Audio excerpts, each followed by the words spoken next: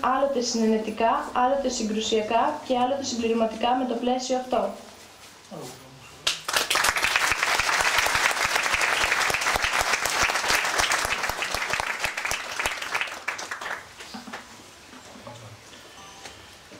Όπως βλέπετε, αφήνουμε κεφάλαια ανοιχτά γιατί θα συνεχίσουμε την έρευνά μας μέχρι να ολοκληρώσουμε. Είναι 2 τετράμινα, εμείς θα τα βάλουμε και τα 2, θα κάνουμε την εισήγησή μας και πρέπει να ολοκληρώσουμε την έρευνα και διανοίγουν αρκετά μέτωπα. Τώρα λέγω, διαβάζοντας εδώ πέρα για τα μαθήματα του 1905, είχα ακούσει έτσι όπως ψάχνουμε από εδώ και από εκεί για να βρούμε πηγές. Δεν θυμάμαι τώρα ποιος μου είπε, κάποιος μου είχε πει ότι το 1905 είχα βάλει λέει, και το μάθημα της κουποβολής. Και τότε είχε γίνει χαμό και τη Αγκαράδα, όλα τα βράδια λέει με τα τουφέκια και τα λοιπά για να μάθουν τη σκουποβολή. Γιατί κάπου μάλλον θα πρέπει να έμπαινε τότε το πένταθλο μέσα, ίσως το ξοβολία και τέτοια, και μέσα και η σκουποβολή. Αυτό μας το είπαν, αλλά πρέπει να δούμε κάπου καταγεγραμμένο και το περάσουμε μέσα κι εμείς στην εργασία μας. Τα αισθήματα του για τη Κρητά την πατρίδα εκδήλωσε και ο άλλος μεγάλος ευεργέτης μας, ο Νανόπουλος, ο Νικόλαος.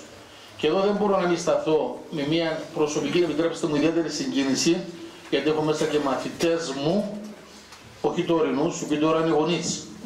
Γιατί εδώ πρωτοήλθα 29 Σεπτεμβρίου 1981. Χαμογελάνε πίσω και κουνάνε και τα κεφάλια. Χαίρομαι πολύ που είστε όλοι εδώ πέρα. 1981. Και το σχολείο που είχαμε τότε ήταν το Νανοπούλιο. Ήταν το γυμνάσιο και το λύκειο στο Νανοπούλιο. Και μετά φύγανε από εδώ και ήρθαν προς τα κάτω. Και επιτρέψτε μου αυτή την αποστροφή του λόγου μου τώρα είναι και μια έτσι οφειλή, όπως μαθαίνω και σε παιδιά που έφυγαν νωρίς, ταξίδευσαν μάλλον ταξίδι και έφυγαν νωρίς, ας είναι γεωχώματι εκεί που είναι. Με τα έργα του ο Νανόπουλος πλουσιοπάροχα εξέφρασε την αγάπη των συνάνθρωπών του. Εκεί αυτοί είχαν αυτήν την, αν θέλετε, την έγνοια. Εμένα αυτό μου έκανε την εντύπωση και θέλω να περάσω και στα παιδιά. Αυτή η αγάπη του συνάνθρωπου, όταν χτίζεις ένα σχολείο, όταν χτίζεις ένα νοσοκομείο, σε ό,τι πάνω απ' όλα σε ενδιαφέρει η θεραπεία του σώματος, της ψυχής και είναι μεγάλη υπόθεση να νοιάζεσαι για τον πόνο του άλλου. Δεν υπάρχει πιο μεγάλη, αν θέλετε, αρετή για μένα, το να μπορούμε να κατανοούμε οποιαδήποτε στιγμή τον πόνο του συνανθρώπου μας, είτε είναι μαύρος, λευκός, είτε είναι πράσινος, κόκκινος, είτε είναι χριστιανός, μουσουλμάνος κτλ. Έχει μεγάλη αξία να μπορεί να διώχνει τον πόνο του ανθρώπου όπου και να βρίσκεται, ώστε να είναι δικός μας. Και επίσης αυτό που αναφέραμε και στην εργασία μας είναι γιατί στρέφονταν αυτοί να χτίζουν σχολιά, να χτίζουν νοσοκομεία. Θα πείτε τι άλλο να έκαναν, όπως έκανε και κατά, να κάνουν κάτι σε επίπεδο επιχειρησιακό, να κάνουν κάτι σαν επιχειρήσεις. Πιστεύω ότι ήταν η μεγάλη τους αγάπη που είχαν για τη γνώση, δηλαδή έπρεπε να μάθουν, έπρεπε να διδαχτούν τα παιδιά. Έπρεπε να θέλω να το πω και εγώ απλά, όπως λέγαμε προηγουμένως, και έπρεπε να ξεστραβωθεί ο κόσμος για να μπορέσει να προχωρήσει, να πάει μπροστά. Γι' αυτό κάπου γράφουμε και εμείς εκεί πάνω, γνώση, ελευθερία, ευτυχία. Μέσα από τη γνώση ο άνθρωπος ελευθερώνεται και γίνεται και ευτυχής.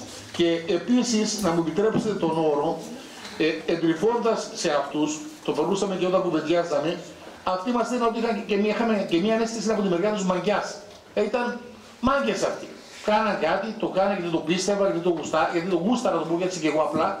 Και πάνω απ' όλα τι έκαναν. Ήθελαν αυτόν το οποίο δημιουργούσαν να έχει μια μακρόπνοη πορεία. Δεν το έκανα για το σήμερα, το έκανα σε βάθος χρόνου. Και θα πούμε και αργότερα αρκετά πράγματα πάνω σε αυτό. Το λόγο τώρα όμως έχει η Κατερίνα για να αναφερθεί διεξοδικότερα στον ευεργέτη μας, τον Νικόλαο Νανόπουλο. Κινημένες και μεγαλωμένες στο Πήλιο, μέσα στα όρια της Δημοτικής Ενότητας Μουρεσίου, φοιτώντας από μικρές στο ίδιο σχολείο και μεγαλώνοντας, στα παλιά και με πολύ ωραία αρχιτεκτονική κτίρια των σχολείων μας, μία μαρμάρινη πινακίδα που ανέγραφε σε κάθε περίπτωση ένα ονοματεπώνυμο και μία χρονολογία, μας τραβούσε την προσοχή μας. Στην πορεία των χρόνων είχαμε αποσπασματικές πληροφορίες που μας προκάλεσαν μεγάλη περιέργεια και αναπάντητα ερωτήματα. Η εργασία αυτή ήταν για εμάς μια πολύ καλή εμπειρία και μια μεγάλη ευκαιρία για έρευνα που μας απαντούσε σε όλα τα ερωτήματα που μας απασχολούσαν. Γνωρίσαμε έτσι πολλά ιστορικά στοιχεία. Το κυρίαρχο όμως και σημαντικό ήταν ότι ψάχνοντας τη ζωή και τον έργο των ευεργετών και για την προσφορά τους στην Ζακαράδα, συνειδητοποίησαμε την επιρροή και το πόσο πολύ καθόρισαν το παρελθόν, το παρόν και το μέλλον μας οι άνθρωποι αυτοί και οι δωρεές τους. Διαβάζοντας το βίο σε προσωπικό, κοινωνικό και εργασιακό επίπεδο του Νικόλαου Γεώργιου Νανόπουλου, είδαμε ότι το 1880, σε ηλικία 15 ετών και μόνος, ξεκίνησε από τη τσακαράδα του Πηλίου για τη μακρινή Αίγυπτο. Εκεί, δουλεύοντας σκληρά, πέτυχε. Την επιτυχία του αυτή, ωστόσο, δεν κράτησε για τον εαυτό του. Γνωρίζοντας από πρώτο χέρι τις ανάγκες, τις δυσκολίες και τις ελλείψεις της γενέτειράς του τσακαράδας, αποφάσισε να συμβάλλει ενεργά. Η μεγάλη οικονομική προσφορά του στη τσακαραδιώτικη κοινωνία, διαχρονικά από το 1909 και μέχρι σήμερα, είναι πάρα πολύ μεγάλη. Το σημαντικότερο όμως είναι οι προτεραιότητες που έλαβε στην προσφορά του αυτή. Επειδή ήξερε πολύ καλά αυτά που έλειπαν και στον ίδιο, γι' αυτό και ξενιτεύτηκε, έδρασε παρεμβατικά στη γενικότερη ανάπτυξη του τόπου του. Αρχικά κατασκεύασε υδραγωγείο στη συνοικία των Αγίων Ταξιαρχών Τσακαράδας. Έτσι, ο Νικόλαος Γεώργιος Νανόπουλος συνέβαλε αποφασιστικά στην παροχή ενός κοινωνικού αγαθού, όπως είναι το νερό, για όφελος της επιβίωσης, της υγείας και της οικονομικής ανάπτυξης των ανθρώπων και του χωριού. Σε δεύτερο στάδιο, χρηματοδότησε αδρά την οδική πλέον σύνδεση της Τσακαράδας και όχι μόνο με τον κοντινότερο οδικό και σιδηροδρομικό άξονα των Μηλαίων Πηλίου. Γνώριζε ότι ο τόπος του δεν διέθετε ασφαλή λιμάνια παρά μόνο δημιουργικούς δρόμους σύνδεση με το Βόλο, δηλαδή το παλιό Καλτερίμι από Αγίους Ταξιάρχες, Ξουρίχτη, Μέγα Ίσωμα και Μιλιές. Αντιλαμβανόμενος ότι η εύκολη πρόσβαση θα ενίσχυε την ανάπτυξη του τόπου του και θα κρατούσε τον τόπιο πληθυσμό στα χωριά του, στη γη του και στις παραδόσεις του, συνέβαλε με 1000 τουλάχιστον χρυσές λίρες την κατασκευή του. Τέλος, ήξερε πόσο σπουδαίο και κύριο ήταν να δημιουργηθεί σχολική μονάδα βασικής κύριας εκπαίδευσης στο κεφαλοχώρι των 2.500 κατοίκων περίπου της Τσακαράδας. Οι Αχυλόπουλοι είχαν ήδη δημιουργήσει την αστική σχολή το 1865. Τη χρονιά της γεννήσεως του Νικόλαου Γεώργιου Νανόπουλου. Η σχολή αυτή κάλυπτε τις ανάγκες της δευτεροβάθμιας κατά κάποιο τρόπο εκπαίδευσης της εποχής της. Η βασική, η κύρια πρωτοβάθμια εκπαίδευση όλων ανεξαιρέτων των παιδιών, αγοριών και κοριτσιών των αρχών του 20ου αιώνα σε ένα υπερσύγχρονο και πλήρως εξοπλισμένο χωριό που μπήκε σε λειτουργία το 1909, είναι αποκλειστικά δικό του έργο, το Νανοπούλιο Τσακαράδας στη συνοικία της Αγίας Παρασκευής. Τα χρόνια προχώρησαν, ο 20ος αιώνας έφυγε και ήρθε ο επόμενος. Σήμερα, το 2012, το υδραγωγείο των Αγίων Ταξιαρχών έχει ενταχθεί και δουλεύει στο κεντρικό δημοτικό δίκτυο ίδρυυσης. Μπορεί να έχει τοποθετηθεί και σε αυτό το νέο ηλεκτρονικό σύστημα ελέγχου ποιότητας ποσότητας υδάτων. Δουλεύει και ζει ο ευεργέτης μας.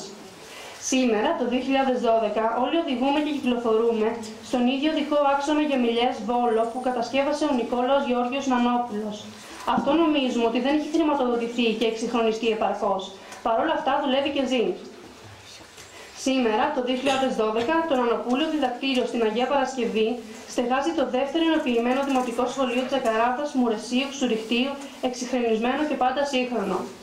Στην πάροδο των δεκαετιών, οι άμεσοι απόγονοι του Νικόλαου Νανόπουλου, ο γιος του Κωνσταντίνος και τα εγγόνια του Μελίνα, Νικόλαος και Ήδη, καθώς και τα 5 δισέγγονά του, δημιούργησαν το 1990 το πολυδύναμο Νανοπούλιο Κέντρο Τσακαράδας, προσφορά στην κοινότητα Τσακαράδας που στεγάζει το ιατρείο, το φαρμακείο, το ταχυδρομείο και το γραφείο πληροφοριών. Υπήρξε δραστήριο μέλος των διοικήσεων της ελληνικής κοινότητας της Αιγύπτου, καθώς και της εκεί Ορθοδόξου Εκκλησίας. Η ελληνική κυβέρνηση για την προσφορά και το έργο του τον τίμησε με τον Αργύρο Σταυρό των Υποτών του τάγματος του Γεωργίου του Πρώτου. Άξιζε λοιπόν το μακρύ ταξίδι του Νικόλαου Γεώργιου Νανόπουλου στην Αίγυπτο. Τα ωφέλη του ταξιδιού του εκείνου μας ακολουθούν και μας διδάσκουν μέχρι και σήμερα.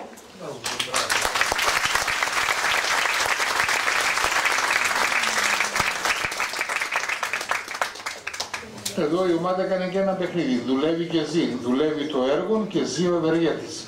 Αυτό ήθελα να δώσω το μήνυμα, ότι μέσα από το έργο εξακολουθεί να ζει ο ευεργέτης μας.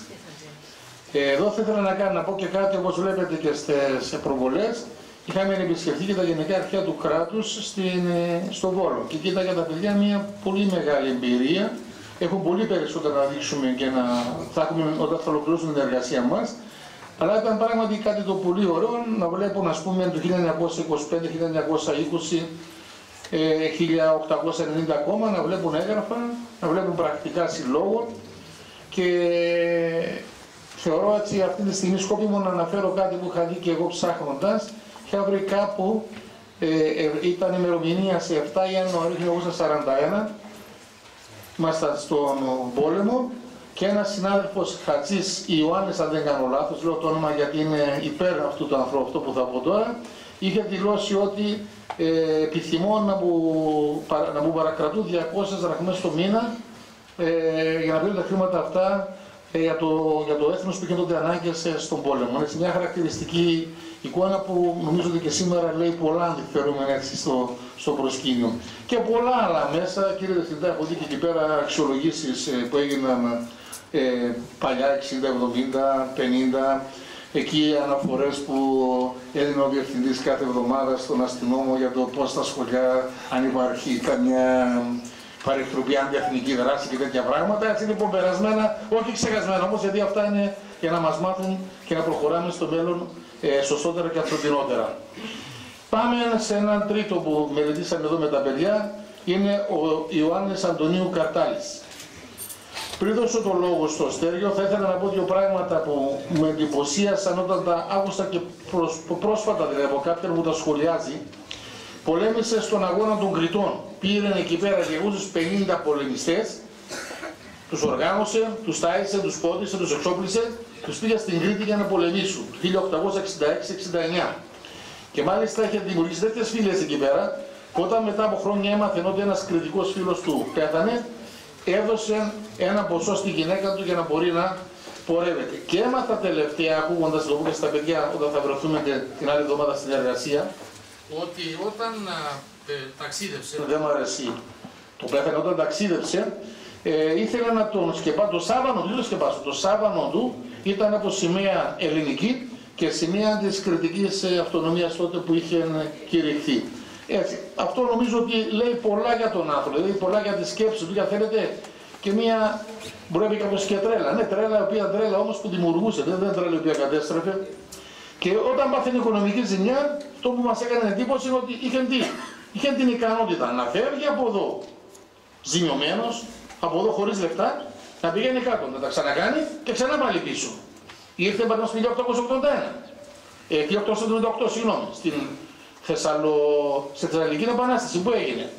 Φεύγει το 1878 πάει πίσω, εσωματώνεται η Θεσσαλία μας, έρχεται εδώ πέρα, το χαίρεται κι αυτός, έρχεται πάλι και το 97, στον πόλεμο που έγινε τον Αττική, όπως τα λέγαμε. Και εκεί έχουμε και μια μαρτυρία που σε μνήνομαι εγώ ως Κύπριος, ένας πολύ ωραίος και γλαφυρός απομνεδογράφος όπως ο Μακρυγιάννης, ο Σάββας Ερκεζής, είχε δώσει γλαφυρά ότι πολέμησε μαζί με κάποιον Ιωάννη Καρτάλη. Πού να ξέραν ο άνθρωπος τώρα, αυτός ο Ιωάννης Καρτάλης είναι αυτός που θα γινόταν μετά δήμαρχος, θα γινόταν μετά επώνυμος κτλ.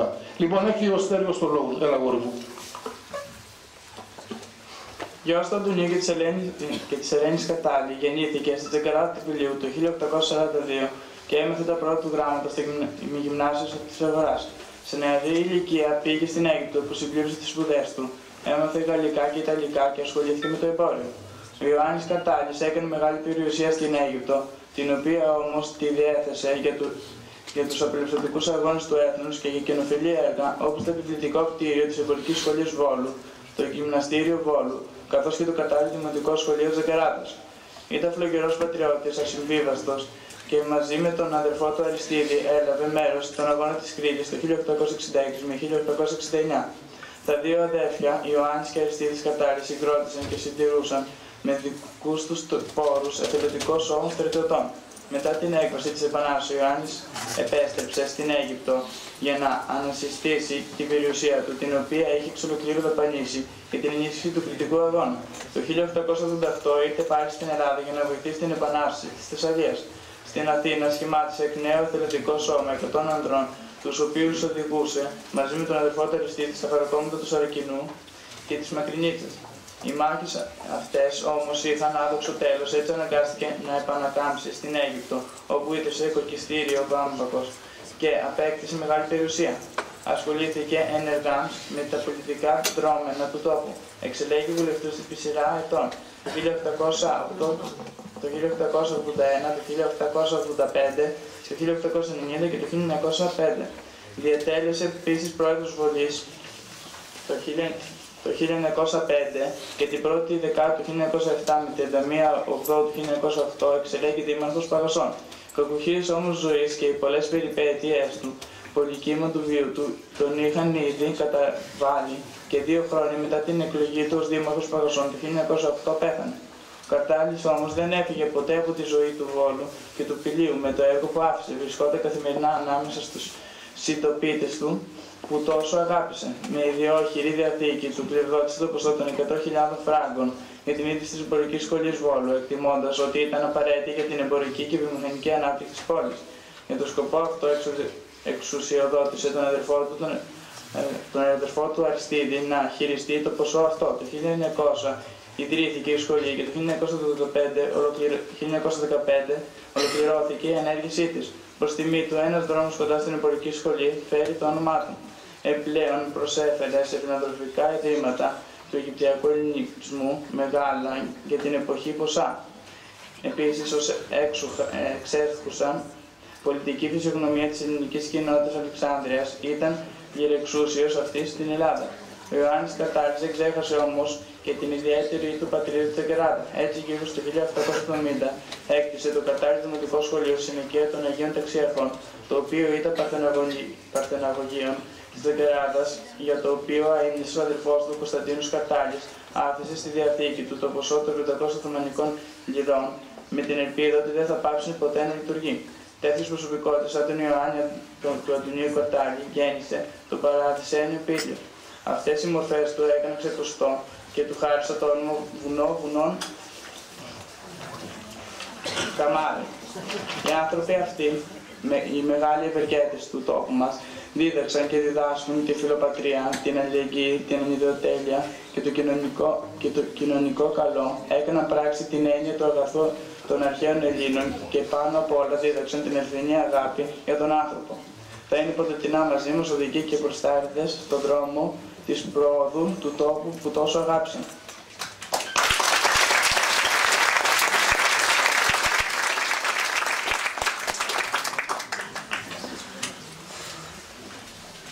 Επίσης είχε την πρόνοια να αφήσει στη διαθήκη του για το Γυμνάσιο Βόλου όπερ μέλη να γίνει και όταν γίνει. Αιώνιον εισόδημα δια το Ρηθέ Γυμνάσιο.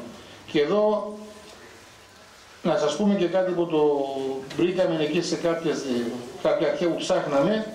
Ενώ έχει το γυμνάσιο ουσιαστικά χτιστεί 6 Νοεμβρίου 1881, έχει σημασία η ημερομηνία, 2 Νοεμβρίου απελευθερώθηκε η Θεσσαλία και αυτός ο εξαίρετος άνθρωπος, ο Κουμουνδούρος, ο οποίος είχε μια άλλη αίσθηση των πραγμάτων, μέσα σε 4 ημέρες δημιουργεί, προνοεί να χτιστεί αυτό το σχολείο.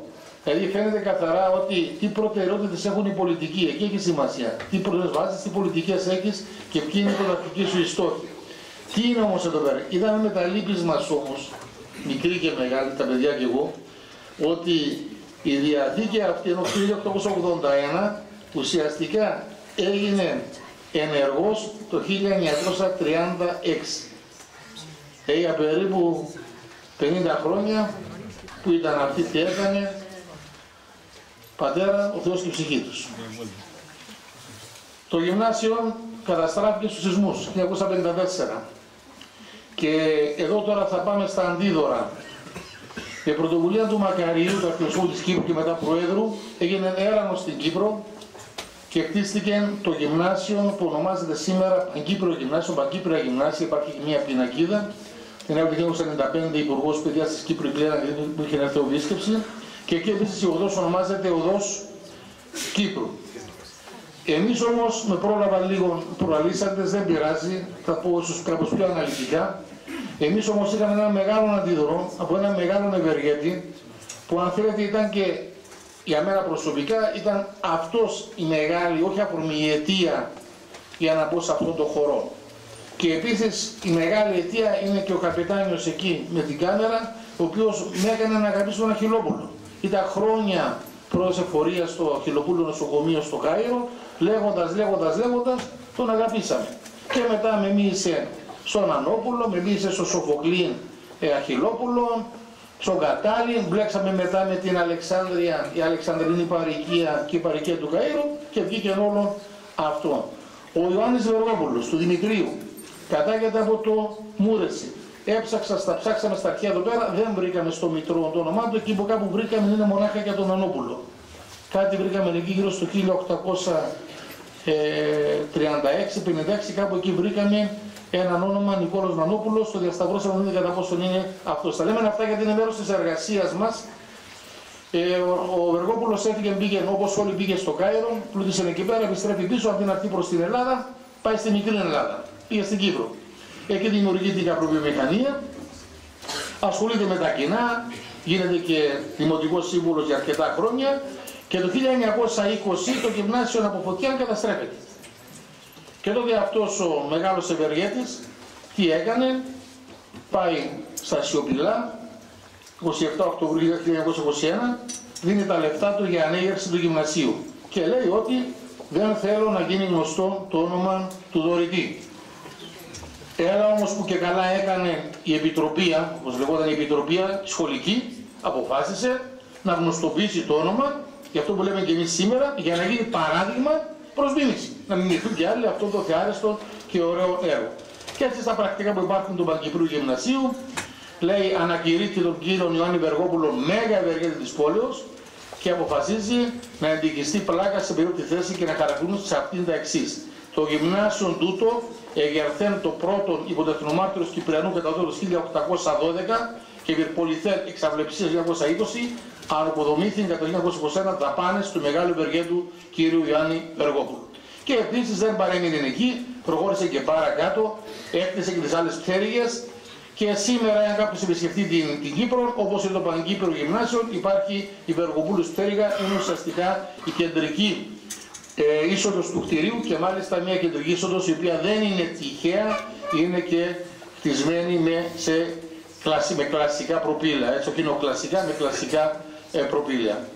Επίσης, αντίδωρο για μας ήταν και η παρουσία, λίγο ο πρόεδρος μας, πρόεδρος και κύριε μόνο, συγγνώμη θα αναφερθώ τώρα γιατί κάπου μείνουν ότι θα έχουν και κάποια συγγένεια, είναι ο Διανέλος ο Δημήτριος, ο οποίος έφυγε από τον Κισό, πήγε και αυτό στην Κύπρο, καπνοβιομήχανος, κάπου μου είπε ο πρόεδρος έτσι για να πάρει και αυτός λίγο τη μαγιά, ούτε και συγγένεια, δεν με έπεισε όμως, θα το ψάξουμε αυτό να δούμε κατά πόσο είναι συγγενής ο πρόεδρος του χωριού εκεί πέρα.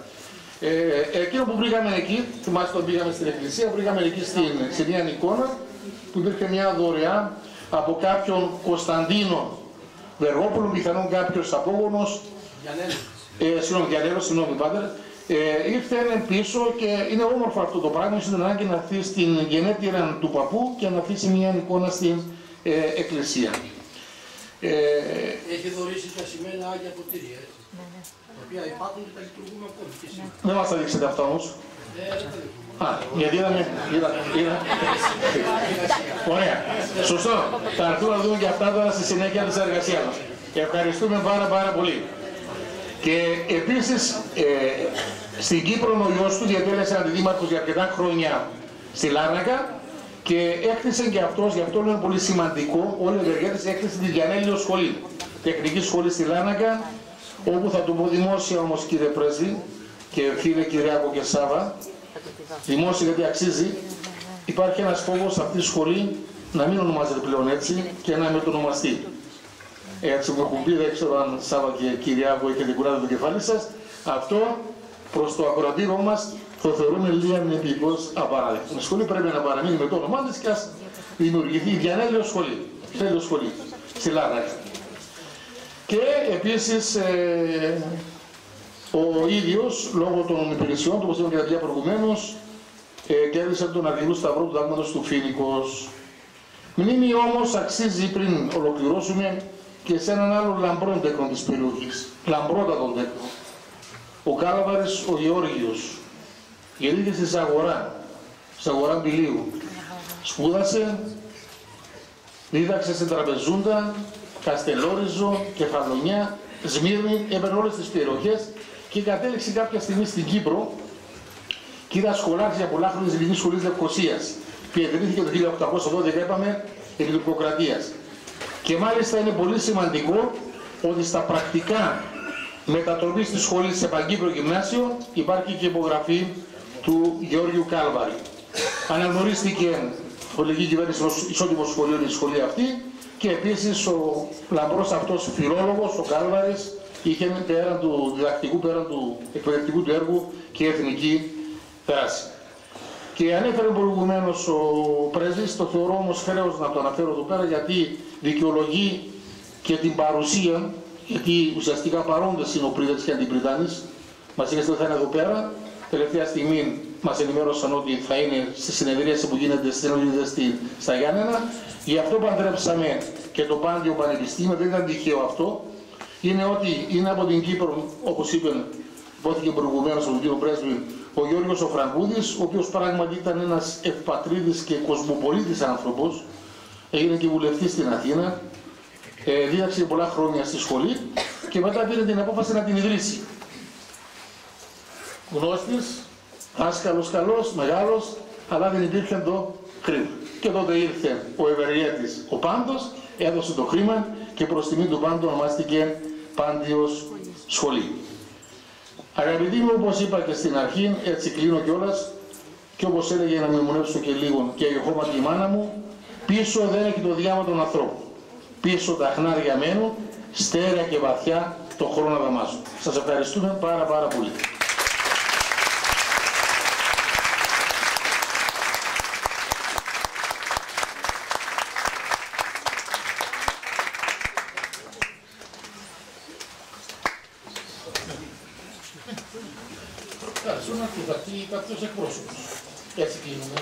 Την εκδήλωση θα κλείσει ο πρόεδρος του Συλλόγου Γονέων και Κηδεμόνων, κύριος Διανέλος Ευθύμιος. Πριν πάρει το λόγο ο κύριος πρόεδρος, νιώθουμε την ανάγκη να ευχαριστήσουμε από καρδιάς τον Αντιδήμαρχο κύριο Μπρίζη Θεόδωρο για την πολύμορφη και γεμάτη προθυμία στήριξη της προσπάθειάς μας. Επίσης από καρδιάς, στο πρόσωπο του Προέδρου, ευχαριστούμε όλα τα μέλη του Διοικητικού Συμβουλίου για την αμέριστη συμπαράστασή τους, ηθική και οικονομική, στο διήμερο μνήμης και οφειλής που οργανώσαμε προς τιμή των πηλιοριτών ευεργετών. Σας ευχαριστούμε. Κύριε Πρόεδρε, έχετε το λόγο.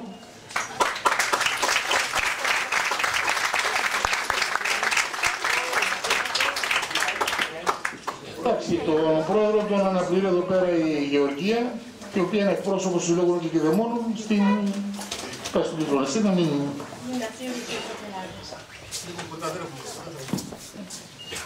Εδεσιμότατε, κύριε Πρέσβη, κυρία Ήβη Νανοπούλου, κυρία Μελίνα Νανοπούλου, κύριε Μπαρίν, κύριε Δοντοντσάκη, κύριοι Αντιδήμαρχοι, κυρία Μητσοπούλου, κύριε Μουζουρή, αγαπημένοι μας καθηγητές, αγαπημένοι μας μαθητές από την Κύπρο, αγαπημένοι μας μαθητές από την Τζαγκαράδα.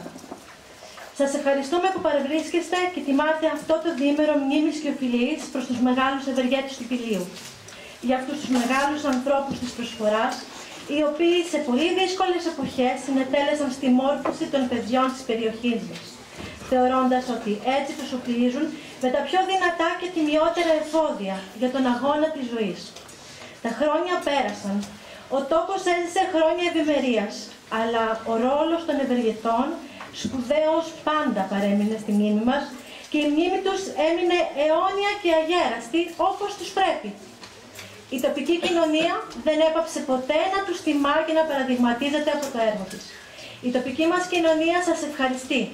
Σας ευχαριστεί για ό,τι της παρήχατε και εύχεται σε εσάς τους απογόνους αυτών των μεγάλων ανδρών να είσαστε πάντα υπό την σκέπη του Θεού και να μπορείτε και εσείς με τη σειρά σας να φανείτε αντάξιοι του έργου τους.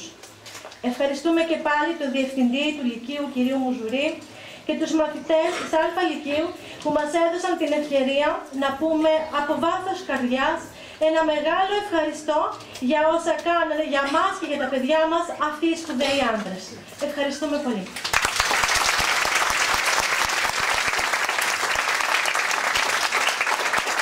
Θέλω να σας αποχαιρετήσουμε, να πούμε αύριο έχουμε το μνημόσυνο στην Εκκλησία, η ώρα 10, στην Αγία Παρασκευή, και να μου επιτρέψετε να κάνω αυτό το μικρό σχόλιο.